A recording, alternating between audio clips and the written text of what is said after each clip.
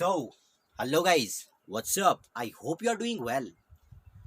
आज हम डिस्कस करने वाले हैं एक बहुत ही इम्पोर्टेंट और इंटरेस्टिंग रिएक्शन को, जिसका नाम है एल्डोल कंडेंसेशन रिएक्शन। ये एल्डोल कंडेंसेशन रिएक्शन क्या है, प्लस इसका मैकेनिज्म हम इस वीडियो के अंदर समझने की कोशिश करेंगे। ये वाला जो आपका टॉपिक है एल्डोल कंडेंसेशन वाला, ये आपके क्लास 12th के एग्जाम पॉइंट ऑफ व्यू से काफ़ी इंपॉर्टेंट है। एग्जाम पॉइंट ऑफ व्यू के साथ साथ इसका जो मैकेनिज्म है वो काफ़ी इंटरेस्टिंग है, और आपका जो बेसिक है उसको क्लियर करने के लिए भी ये काफ़ी इंपॉर्टेंट है ये रिएक्शन। चलिए स्टार्ट करते हैं। हमारी रिएक्शन का, आज की रिएक्शन का क्या नाम है? Aldol condensation reaction. अब यहाँ पर देखिए क्या होता है। अब मान लीजिए मेरे पास एल्डिहाइड्स है, मेरे पास दो एल्डिहाइड के मॉलिक्यूल है, एक एल्डिहाइड यहाँ है, एक एल्डिहाइड यहाँ है, ठीक है। दो एल्डिहाइड है मेरे पास। अगर मैं उन एल्डिहाइड को रिएक्ट कर लूँ आपस में इन the presence of dilute alkali, मतलब दो एल्डिहाइड के मॉलिक्यूल थे, उनको मैंने रिएक्ट किया इन the presence of dilute alkali, तो मेरे पास बन जाता है एल्डोल। और ये जो मैकेनिज्म हो, इस ये जो हमारे पास प्रोसेस चला, इसी को हम कहते हैं एल्डोल कंडेंसेशन। मतलब दो एल्डिहाइड के मॉलिक्यूल, उनको मैंने रिएक्ट किया इन the presence of dilute alkali, मेरे पास क्या बन गया? एल्डोल। अब देखिए एल्डोल क्या चीज़ है। एल्डोल यहाँ पर हमारे पास एक ऐसा मॉलिक्यूल होगा जिसके अंदर हमारे पास एल्डिहाइड ग्रुप भी होगा, जिसके पास हमारे पास एल्कोहलिक ग्रुप भी होगा। जैसे देखिए यहाँ पर, हालांकि रिएक्शन में बाद में आऊंगा। यहाँ पर देखिए, ये मेरे पास एक एल्डिहाइड का ग्रुप, ये मेरे पास एक एल्डिहाइड है, ये भी मेरे पास एक एल्डिहाइड है, ठीक है। ये दोनों एक ही चीज़ है, मैंने बस अलग अलग तरीके से इनको लिखा है। दोनों को जब मैंने मिलाया तो यहाँ पर देखिए मेरे पास एक ऐसा मॉलिक्यूल मिला जिसके अंदर एल्कोहलिक ग्रुप भी है, ये देखिए OH ग्रुप भी है इसके पास, और इसके पास एल्डिहाइड ग्रुप भी है, यहाँ पर देखिए CHO एल्डिहाइड ग्रुप भी है, ठीक है। तो ऐसे रिएक्शंस को जिनके अंदर दो एल्डिहाइड के मॉलिक्यूल आपस में रिएक्ट करते हैं इन the presence of dilute alkali और बनाते हैं एल्डोल को, इस रिएक्शन को हम कहते हैं एल्डोल कंडेंसेशन रिएक्शन। लेकिन यहाँ पर एक बात आपको याद रखनी है। मैंने आपको कहा कि दो एल्डिहाइड के मॉलिक्यूल कंबाइन करते हैं, ठीक है, दो एल्डिहाइड के मॉलिक्यूल कंबाइन करके एल्डोल बनाते हैं। लेकिन एल्डोल कंडेंसेशन वही एल्डिहाइड कर सकते हैं जो जिसमें हमारे पास बीटा हाइड्रोजन होगा। अब ये बीटा हाइड्रोजन क्या है? अब यहाँ पर देखिए, आप समझने की कोशिश कीजिए। मैंने आपको क्या कहा, जितने भी हमारे पास एल्डिहाइड होंगे जिनके पास बीटा हाइड्रोजन नहीं है, वो हमारे पास एल्डोल कंडेंसेशन नहीं कर सकते। अब बीटा हाइड्रोजन को पहले तो हमें ये समझना पड़ेगा कि बीटा हाइड्रोजन क्या है। अब यहाँ पर देखिए, ये आपको एक एल्डिहाइड दिख रहा है, ठीक है। ये दोनों एक ही चीज़ है, हालांकि इसको मैं बाद में बताऊंगा, अभी बीटा हाइड्रोजन मैं आपको पहले बताता हूँ। ये हमारे पास एक कार्बन है, यहाँ पर देखिए ये एल्डिहाइड ग्रुप हमारे पास लगा है, और ये CH3 है यहाँ पर लगा हो। तो ये वाला जो कार्बन जिसके साथ ये डबल बॉन्ड O लगा है, इसको हम कहते हैं अल्फा कार्बन। ये है अल्फा कार्बन, और इसके साथ जो हाइड्रोजन जुड़े होंगे उनको हम क्या कहेंगे? Alpha hydrogen. और इस अल्फा कार्बन के सामने है बीटा कार्बन, क्योंकि अल्फा के बाद आता है बीटा, तो ये है बीटा कार्बन। और जो ये हाइड्रोजन इसके साथ जुड़े हुए हैं इनको हम कहते हैं बीटा हाइड्रोजन, ठीक है। तो ऐसे एल्डिहाइड ही हमारे पास जो है एल्डोल कंडेंसेशन को कर सकते हैं, जिनके अंदर की ये हमारे पास बीटा हाइड्रोजन होने चाहिए, मतलब उसके पास बीटा कार्बन होना चाहिए, और बीटा कार्बन अगर है तो सिंपल सी बात है उसके पास बीटा हाइड्रोजन भी लगे होंगे, ठीक है। तो वही एल्डिहाइड हमारे पास एल्डोल कंडेंसेशन को करते हैं। फॉर एग्जांपल, अब देखिए मैं फॉर्मेल्डिहाइड का आपको एग्जांपल देता हूँ। फॉर एग्जांपल मेरे पास मान लीजिए ये वाला जो है, ये है मेरे पास मान लीजिए C डबल बॉन्ड, यहाँ पर मैं मिला देता हूँ C double bond O H, मान लीजिए मेरे पास ये चीज़ है। अगर ये देखा जाए, ये भी एल्डिहाइड है, ये भी एल्डिहाइड है, यहाँ पर देखिए CHO यहाँ पर भी लगा हुआ है, लेकिन ये फॉर्मेल्डिहाइड है। अब यहाँ पर देखो, मैंने आपको कहा दो एल्डिहाइड कंबाइन करके बनाएंगे एल्डोल, ठीक है, इन the presence of dilute alkali. लेकिन कंडीशन ये है कि फॉर्मेल्डिहाइड, कंडीशन ये है कि जो हमारे पास एल्डिहाइड होना चाहिए उसके पास जो है कम से कम जो है एक जो है हमारे पास बीटा हाइड्रोजन होना ही चाहिए। अगर उसके पास बीटा हाइड्रोजन ही नहीं है तो एल्डोल कंडेंसेशन वो वाले एल्डिहाइड शो नहीं कर सकते। कई बार आपको ये वाला क्वेश्चन भी डायरेक्ट पूछ दिया जाता है कि जो इसको फॉर्मेल्डिहाइड कहते हैं, ऐसा एल्डिहाइड जिसके पास जो है जो हमारे पास एल्काइल ग्रुप होता है वो होता ही नहीं है, तो उसको हम कहते हैं फॉर्मेल्डिहाइड। तो कई बार यही क्वेश्चन आपको पूछ दिया जाता है कि जो फॉर्मेल्डिहाइड होता है वो एल्डोल कंडेंसेशन क्यों नहीं करता। अब यहाँ पर देखिए, मैं इस रिएक्शन पर अभी नहीं आया, मैं बहुत सारे यहाँ पर आपको पॉइंट्स पहले बता रहा हूँ, क्योंकि पॉइंट्स अगर हमारे क्लियर हो गए तो इसको हम इजीली बाद में देख सकते हैं। तो यहाँ पर देखो, जो हमारे पास फॉर्मेल्डिहाइड, कई बार क्वेश्चन ये आ जाता है आपको, जो फॉर्मेल्डिहाइड होता है वो एल्डोल कंडेंसेशन क्यों नहीं कर पाता।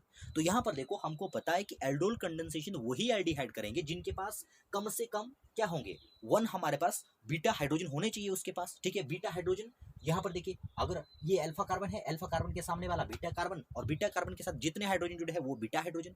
तो यहाँ पर देखो, इस केस में यहाँ पर है अल्फा कार्बन, तो यहाँ पर बीटा कार्बन तो है ही नहीं, ठीक है, ये तो बीटा अल्फा हाइड्रोजन ही है।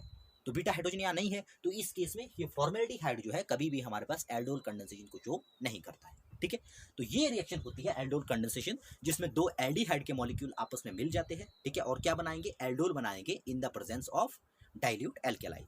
अब अगर यहाँ पर इसको आप देखोगे, ठीक है, यहाँ पर अगर आप देखोगे, इसको मैं पढ़ूंगा नहीं, इसको आप खुद पढ़ सकते हो। अब यहाँ पर देखो, मैं आपको क्या कह रहा हूँ, दो एल्डिहाइड होने चाहिए, एक एल्डिहाइड दूसरा एल्डिहाइड, दोनों मिल गए in the presence of dilute एल्काई, बन गया एल्डोल, इसको कहते हैं एल्डोल कंडेंसेशन।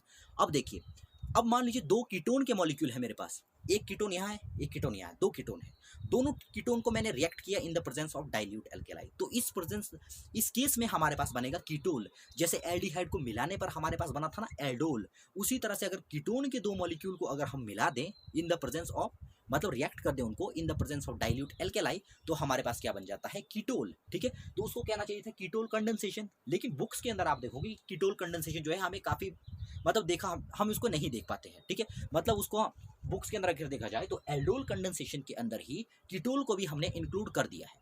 तो जो एल्डोल कंडेंसेशन हम लिखते हैं उसके अंदर जो है जो हमारे पास, अब ऐसा नहीं है कि दो एल्डिहाइड के मॉलिक्यूल मिल रहे हैं उससे एल्डोल बन रहा है, सिर्फ वही एल्डोल कंडेंसेशन है।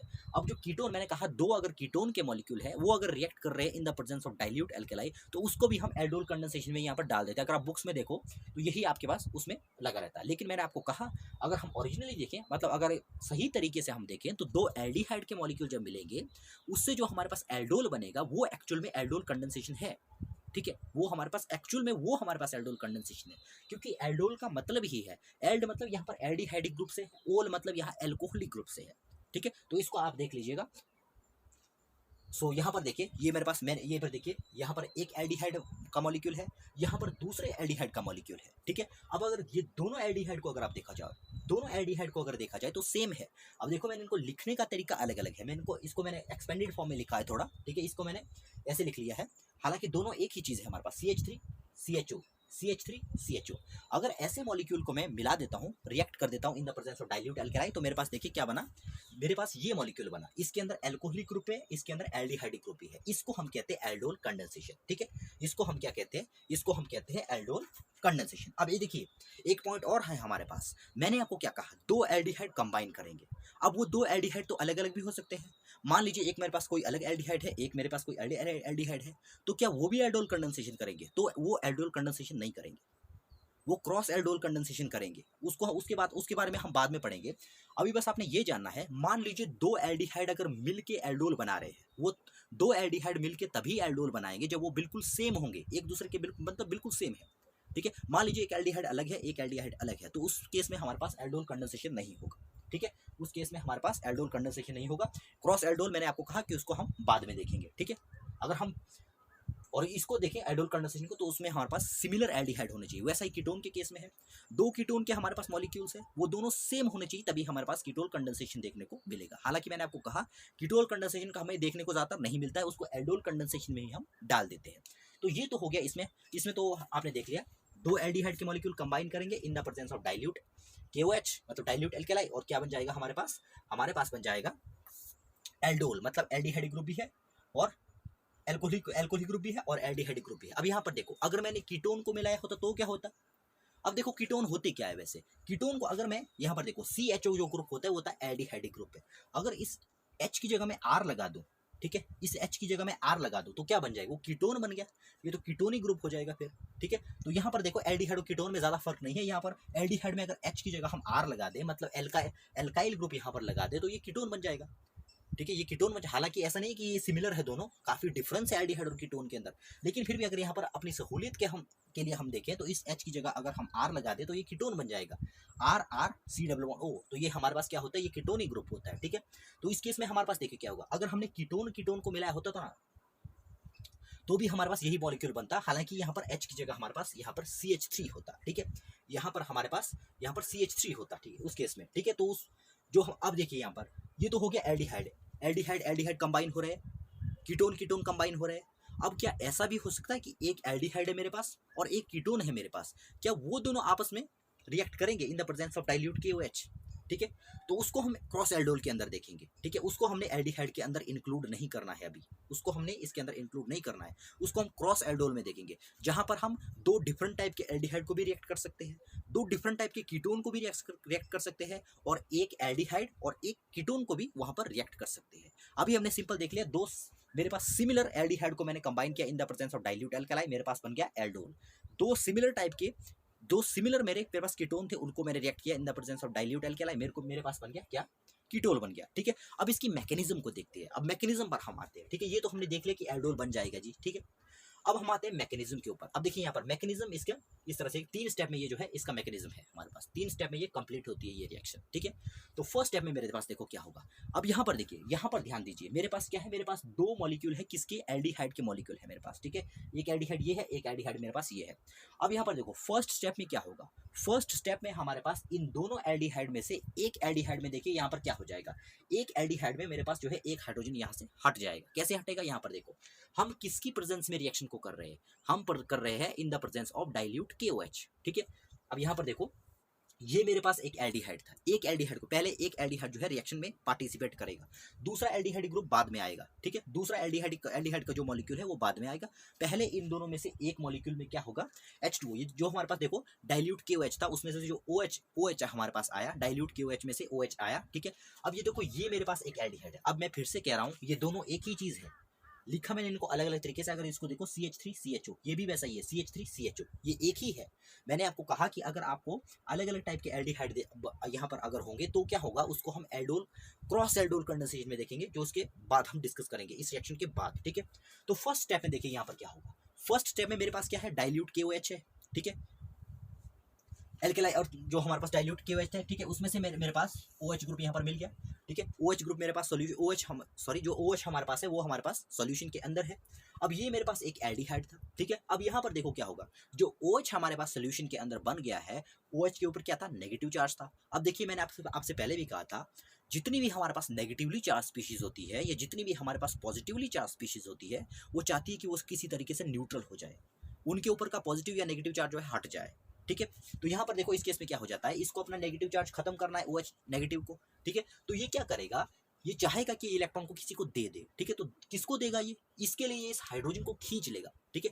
हाइड्रोजन को देखो कहां से खींचेगा, इसने खींच लिया इस हाइड्रोजन को, इस हाइड्रोजन को इसने खींच लिया, ठीक है। इस हाइड्रोजन को क्या कर लिया इसने, इस हाइड्रोजन को इसने खींच लिया, ठीक है। इस हाइड्रोजन को इसने खींच लिया, तो देखो हमारे पास क्या बन गया, प्लस H2O, यहाँ पर H2O आ जाएगा हमारे पास। ये देखो, जब OH था, एक H और चला गया, तो क्या बन गया, H2O, हमारे पास H2O बन गया। इसके ऊपर का नेगेटिव चार्ज गया, ठीक है, सॉरी इसके ऊपर का नहीं, इसके ऊपर का जो OH के ऊपर नेगेटिव चार्ज था वो चला गया जब इसके साथ H कंबाइन हो गया। क्यों, यहाँ पर देखो, जब OH ने इस H को यहाँ से खींचा, तो ये वाला जो बॉन्ड है, यहाँ पर जो एक बॉन्ड है, अब आपको पता है कि बॉन्ड 2 इलेक्ट्रॉन से बनता है, यहाँ पर 2 इलेक्ट्रॉन है, ऐसे एक इलेक्ट्रॉन यहाँ, एक इलेक्ट्रॉन यहाँ, ठीक है। लेकिन जब OH ने इसको खींचा, तो इसने इसको इस तरह से खींचा कि इसका इलेक्ट्रॉन जो था, हाइड्रोजन का जो इलेक्ट्रॉन था, जो इसने बॉन्ड फॉर्मेशन में बॉन्ड पार्टिसिपेशन में यूज किया था, उस इलेक्ट्रॉन को उसने नहीं, इसने इसको कहा कि अपना इलेक्ट्रॉन वहीं पर रखिए, आप सिर्फ अकेले आ जाओ, ठीक है। तो ये H को ले गया, यहाँ से H को ले गया, तो मतलब अब देखो यहाँ पर OH, H के ऊपर जो O के ऊपर जो पहले नेगेटिव चार्ज लगा हुआ था, एक इलेक्ट्रॉन एक्स्ट्रा था, ठीक है। तो जब H यहाँ पर आया, तो H ने तो अपना इलेक्ट्रॉन यहीं पर रख लिया है, ठीक है। तो बॉन्ड फॉर्मेशन के लिए तो इलेक्ट्रॉन चाहिए, तो वो इलेक्ट्रॉन कहाँ से आएगा, तो जो O और H के बीच में दूसरा बॉन्ड बनेगा, तो उसमें इलेक्ट्रॉन सारे के सारे यूज हुए O के, ठीक है। उसमें सारे के सारे इलेक्ट्रॉन किसके यूज हुए, O के, और इससे क्या हो गया, O के ऊपर का जो नेगेटिव चार्ज था वो हट गया, और हमारे पास क्या बन गया, H2O बन गया, ठीक है। अब यहाँ पर क्या हो जाएगा, अब यहाँ पर देखो क्या हो गया, OH ने जब इस हाइड्रोजन को यहाँ से खींचा, तो यहाँ पर देखो, हाइड्रोजन को जब इसने खींचा, तो इलेक्ट्रॉन तो यहीं पर थे इसके, तो जो ये 2 इलेक्ट्रॉन थे यहाँ पर हमारे पास, ये 2 इलेक्ट्रॉन थे हमारे पास, ये कहाँ चले गए। अब इन 2 इलेक्ट्रॉन में से एक इलेक्ट्रॉन तो पहले से कार्बन का ही था, ठीक है। लेकिन जो एक हाइड्रोजन का इलेक्ट्रॉन बचा हुआ था वो कहाँ जाएगा, अब वो तो लटक रहा है ना, वो तो एक्स्ट्रा इलेक्ट्रॉन है कार्बन के पास, ठीक है। वो जो एक्स्ट्रा इलेक्ट्रॉन है कार्बन के पास, अब उसका देखो क्या बन गया, यहाँ पर नेगेटिव चार्ज बन गया। अब जो यहाँ देखो, यहाँ मैंने इसको एक्सपेंडेड फॉर्म में लिखा है, यही चीज है यहाँ पर देखो, CH2, ये मैंने लिखा CH2, ठीक है। तीसरा हाइड्रोजन गया, तो उसको मैंने यहाँ पर नहीं लिखा, यहाँ पर देखो, ठीक है। अब जब यहाँ से हाइड्रोजन चला गया था, तो एक इलेक्ट्रॉन देखो कहाँ चला गया था, एक तो इसके पास इसका ही था, जो इसके पास ही रहेगा, लेकिन दूसरा इलेक्ट्रॉन कहाँ चला गया, कार्बन के पास चला गया। तो कार्बन के ऊपर यहाँ पर देखो क्या आ गया, कार्बन के ऊपर नेगेटिव चार्ज आ गया, ठीक है। तो ये इस तरह से मेरे पास बन गया, ठीक है, एनोलेट आयन मेरे पास बन गया, ठीक है। ये मेरे पास बन गया कार्बो एनॉन, यहाँ पर बन गया, ठीक है। ये देखो यहाँ पर इस तरह से, ठीक है। अब ये वाला जो हमारे पास आयन बन गया एनोलेट आयन, अब ये अटैक करेगा हमारे पास दूसरे एल्डिहाइड के ऊपर। ठीक है, बहुत ही इंटरेस्टिंग है। अब देखो पहले क्या हुआ, दो एल्डिहाइड हमने लिए थे, दोनों को हम रिएक्ट करवाएंगे इन the presence of dilute KOH, ठीक है, और मेरे पास बन जाएगा एल्डोल। ठीक है, तो यहाँ पर हमने क्या किया, पहले स्टेप में हमने देखा इन दोनों एल्डिहाइड एक साथ रिएक्ट नहीं करते। पहले एक एल्डिहाइड का जो मॉलिक्यूल है वो किसके साथ रिएक्ट करेगा, OH नेगेटिव के साथ रिएक्ट करेगा। OH नेगेटिव के साथ रिएक्ट करेगा तो मैंने आपको कहा कि सारे के सारे न्यूट्रल होना चाहते हैं, इसके ऊपर नेगेटिव चार्ज था, तो ये क्या करेगा, इस हाइड्रोजन को यहाँ से खींचेगा। हाइड्रोजन को यहाँ से खींचा तो क्या हो गया, इसके ऊपर का नेगेटिव चार्ज तो गया, क्योंकि इसके ऊपर नेगेटिव चार्ज था। जब इसने हाइड्रोजन के साथ इस ऑक्सीजन ने बॉन्ड बनाया तो वो नेगेटिव चार्ज यहाँ से खत्म हो गया। लेकिन यहाँ पर जो एक इलेक्ट्रॉन हाइड्रोजन का बच गया वो तो कार्बन के पास चला गया, कार्बन के पास एक एक्स्ट्रा इलेक्ट्रॉन चला गया, और जब भी एक्स्ट्रा इलेक्ट्रॉन आता है तो क्या आता है, तो आता है हमारे पास नेगेटिव चार्ज। ये आ गया यहाँ पर देखिए नेगेटिव चार्ज। ठीक है, फर्स्ट स्टेप कंप्लीट हो गया हमारा। अब ये तो हमने देखा फर्स्ट स्टेप जिसमें हमारे पास एक एल्डिहाइड का मॉलिक्यूल OH नेगेटिव के साथ रिएक्ट कर रहा था।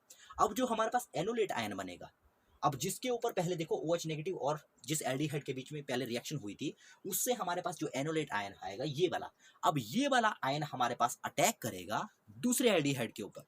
अब देखो स्टार्टिंग में हमने दो एल्डिहाइड लिए थे ना, दो एल्डिहाइड के मॉलिक्यूल को हम रिएक्ट करवा रहे थे। ठीक है, तो पहले पर तो पहला का रिएक्शन तो OH नेगेटिव के साथ हो गया, और उससे जो आयन बना ये अब इसकी रिएक्शन अब हो गई इन दोनों में से एक के साथ जो बच गया था मतलब। ठीक है, तो यहाँ पर देखो क्या होगा, ये मैंने लिख लिया, देख लीजिए ये वाला मैंने लिख लिया, ये मैंने यहाँ पर लिख लिया। मान लो इसकी और OH नेगेटिव के बीच में रिएक्शन हुई थी तो ये मेरे पास बच गया। ठीक है, तो ये मैंने यहाँ पर लिख लिया, देखो ये मैंने यहाँ पर लिख लिया, ये मैंने ये लिखी एल्डिहाइड का मॉलिक्यूल। ठीक है, और ये मेरे पास है, ये चीज़ जो मैंने आपको कहा, जो ये एनोलेट आयन बना ये अब अटैक करेगा दूसरे उस एल्डिहाइड के ऊपर। ठीक है, दूसरे एल्डिहाइड के ऊपर ये अटैक करेगा। तो यहाँ पर देखो क्या होगा, अब यहाँ पर भी देखिए क्या होगा, इसके ऊपर क्या है, CH2 के ऊपर क्या है हमारे पास, CH2 के ऊपर क्या है हमारे पास, CH2 के ऊपर है नेगेटिव चार्ज। मैंने आपको कहा कि सारी की सारी चीज़ें क्या करने की कोशिश करती है, सारी की सारी चीज़ें ये कोशिश करती है कि उनके ऊपर का जो नेगेटिव चार्ज है वो क्या हो जाए, वो जो है वहाँ से हट जाए। ठीक है, अब देखो क्या होता है, अब ये जो एनोइन है हमारा, जो ये अटैच हो जाता है, कहाँ अटैच हो जाएगा, अपने भाई के साथ अटैच हो जाता है। इसका भाई कौन है, ये कार्बन है, तो इस कार्बन ही इसका भाई होगा। ठीक है, तो कहाँ अटैच करेगा, ये आ जाता है आपका यहाँ पर, ये यहाँ पर आ जाता है अटैच होने के लिए। ठीक है, अब जैसे ये यहाँ पर आए तो देखो क्या होगा, जैसे ये यहाँ पर आया तो देखो क्या होगा। अब देखो यहाँ पर मैंने इसको एक्सपेंडेड फॉर्म में लिखा, यहाँ पर मैंने इसको छोटा कर दिया क्योंकि मेरे पास यहाँ पर स्पेस नहीं था। यहाँ पर है CH3, यहाँ पर मैंने इस फॉर्म में इसको लिखा है, मैंने इसको ऐसा कर दिया, आप चाहे तो ऐसा भी यहाँ पर लिख सकते हो। ठीक है, ये है CH3, तो ये देखो यहाँ पर आ गया CH3। ठीक है, ये वैसा का वैसा रहा, इसके ऊपर कोई इफेक्ट नहीं पड़ा। अब यहाँ पर देखो ये कार्बन है, कार्बन के ऊपर है डबल बॉन्ड, ये क्या है इसको मैं बाद में बताऊंगा।